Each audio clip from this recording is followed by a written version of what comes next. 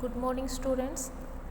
अभी हम करते हैं component of aggregate demand. Aggregate demand क्या है ये हम पहले वीडियो में कर चुके हैं। अब हम करेंगे कंपोनेंट ऑफ एग्रीगेट डिमांड कि एग्रीगेट डिमांड की कंपोनेंट क्या क्या है। तो इसके अंदर दो चीज़ें हैं, एक तो क्लोज इकोनॉमी में हम अलग से पढ़ेंगे और ओपन इकोनॉमी में अलग से पढ़ेंगे। ठीक है, क्लोज इकोनॉमी क्या होती है? क्लोज इकोनॉमी मतलब बंद अर्थव्यवस्था। बंद अर्थव्यवस्था में ऐसी अर्थव्यवस्था जो बंद है, ऐसी अर्थव्यवस्था जिसका फॉरेन कंट्री से कोई भी कनेक्शन नहीं होता, कोई रिलेशन नहीं होता। वो फॉरेन कंट्री से ना तो इंपोर्ट करती है और ना ही एक्सपोर्ट करती है, यानी कि बंद है। ओपन इकोनॉमी क्या होती है? ओपन इकोनॉमी मतलब खुली अर्थव्यवस्था जो खुली है, कोई भी बाहर से आ सकता है, यहाँ का जा सकता है, हम गुड्स को इंपोर्ट एक्सपोर्ट कर सकते हैं। तो इसमें ये क्या है हमारी ओपन इकोनॉमी, यानी कि खुली अर्थव्यवस्था जो खुली है। अब देखिएगा क्लोज इकोनॉमी में कितने सेक्टर है। क्लोज इकोनॉमी में हमारे पास 3 सेक्टर आते हैं, producer sector, house hold sector और गवर्नमेंट सेक्टर। क्लोज इकोनॉमी क्या है? जो बंद अर्थव्यवस्था है वो हमारी क्लोज इकोनॉमी होती है। मतलब यहाँ पर एक्सपोर्ट इंपोर्ट्स का कोई भी कनेक्शन नहीं है, हमें इसको पढ़ना ही नहीं है। यहाँ पर हम सिर्फ 3 सेक्टर को पढ़ेंगे, house hold sector, producer sector और गवर्नमेंट सेक्टर। अभी हाउस होल्ड सेक्टर क्या होता है ये देखिएगा। हाउस होल्ड सेक्टर क्या होता है? वो सेक्टर जो डिमांड करता है। हाउस होल्ड सेक्टर वो सेक्टर जो डिमांड करता है, प्रोड्यूसर सेक्टर जो सप्लाई करता है और गवर्नमेंट सेक्टर क्या करती है? गवर्नमेंट सेक्टर रूल रेगुलेशन बनाती है, डिफेंस का काम करती है, कुछ वेलफेयर का काम करती है। प्रोड्यूसर सेक्टर डिमांड करते हैं, हाउस होल्ड सेक्टर डिमांड करते हैं, प्रोड्यूसर सेक्टर सप्लाई करते हैं और गवर्नमेंट सेक्टर डिफेंस का काम करते हैं, गवर्नमेंट वेलफेयर का काम करती है। ठीक है, तो पहले हम पढ़ते हैं सिर्फ 2 सेक्टर को, हाउस होल्ड सेक्टर और प्रोड्यूसर सेक्टर। तो ये देखिएगा 2 सेक्टर है। एग्रीगेट डिमांड क्या होती है हमारी? एग्रीगेट डिमांड क्या होती है? जब लोग एक अकाउंटिंग ईयर में गुड्स और सर्विसेज को परचेज़ करने पर जितना भी खर्चा करते हैं या करने की प्लानिंग करते हैं तो उसके टोटल को हम बोलते हैं एग्रीगेट डिमांड। जब हम 2 सेक्टर पढ़ते हैं, 2 सेक्टर की स्टडी करते हैं, तो 2 सेक्टर कौन कौन से लेंगे? हाउस होल्ड सेक्टर और प्रोड्यूसर सेक्टर।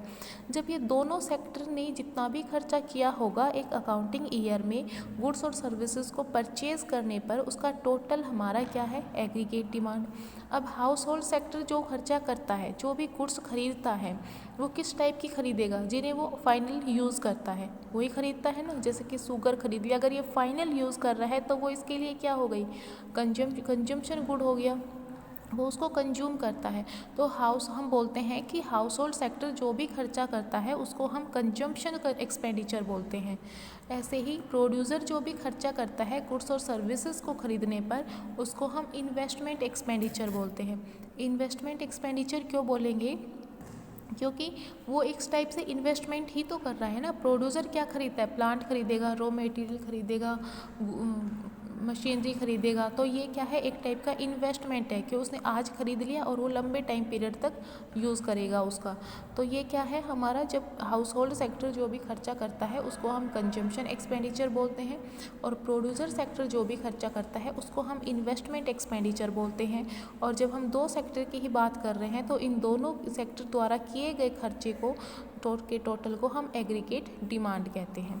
ठीक है, अब हम करते हैं 3 सेक्टर की बात करते हैं क्लोज इकोनॉमी में। तो 3 सेक्टर कौन कौन से हो सकते हैं?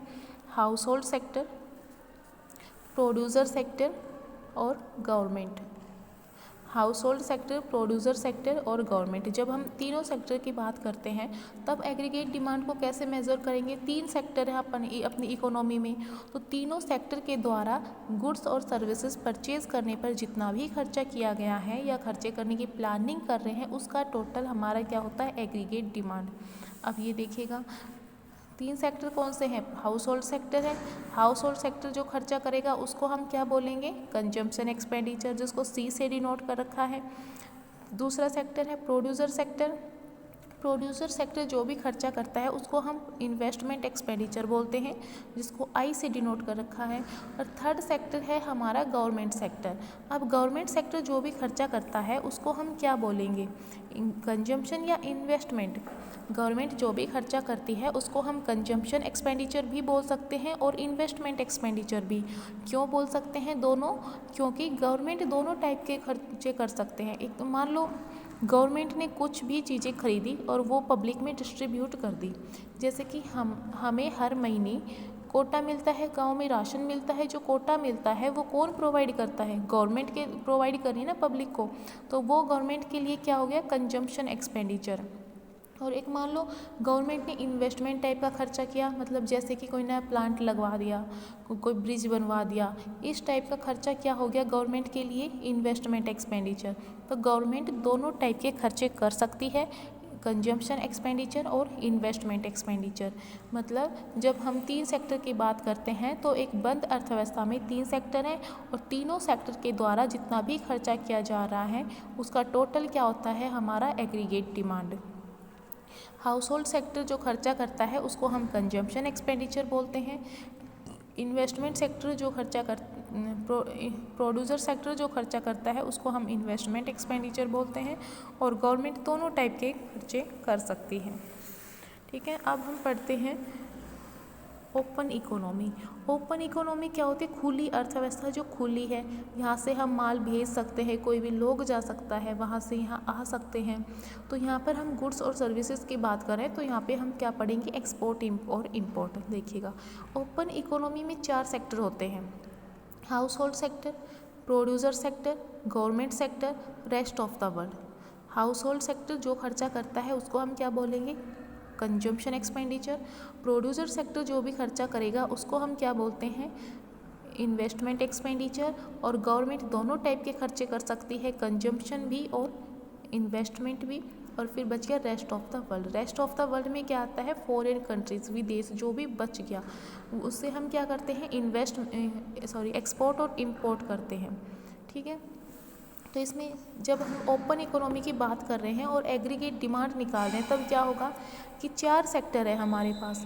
चारों सेक्टर द्वारा एक अकाउंटिंग ईयर में गुड्स और सर्विसेज को खरीदने पर जितना भी खर्चा किया गया होगा वो हमारा क्या है, एग्रीगेट डिमांड। चारों सेक्टर द्वारा एक अकाउंटिंग ईयर में गुड्स और सर्विसेज खरीदने पर जितना भी खर्चा किया गया होगा उसका टोटल हमारा है एग्रीगेट डिमांड। हाउस होल्ड ने किया consumption expenditure plus investment expenditure plus government द्वारा किया गया एक्सपेंडिचर प्लस में नेट एक्सपोर्ट। नेट एक्सपोर्ट क्या होता है, एक्सपोर्ट माइनस इम्पोर्ट। जब हमारा एक्सपोर्ट ज़्यादा होगा इंपोर्ट से तभी तो हमारा नेट एक्सपोर्ट निकलेगा ना। एक्सपोर्ट ज़्यादा होना मतलब फॉरेन कंट्रीज़ में हमारे गुड्स की डिमांड ज़्यादा हो रही है। जब यहाँ से ज़्यादा प्रोडक्ट जा रहा है तो वो रिटर्न में भी कुछ देंगे, रिटर्न में जैसे कि पैसा वो रुपए देंगे, पेमेंट करेंगे, तो वो हमारे लिए क्या हो गया, इनफ्लो। वो क्या है हमारा एग्रीगेट डिमांड। ठीक है, तो ये थे हमारे कंपोनेंट। Thank you guys.